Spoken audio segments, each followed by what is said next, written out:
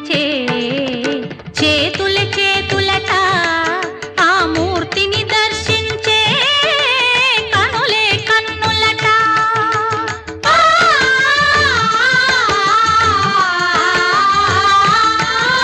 స్వామిని పూజించే చేతుల చేతులట ఆ మూర్తిని దర్శించే కనులే కన్నులట తన కథ వింటే ఎవరికైనా జన్మ తరించునట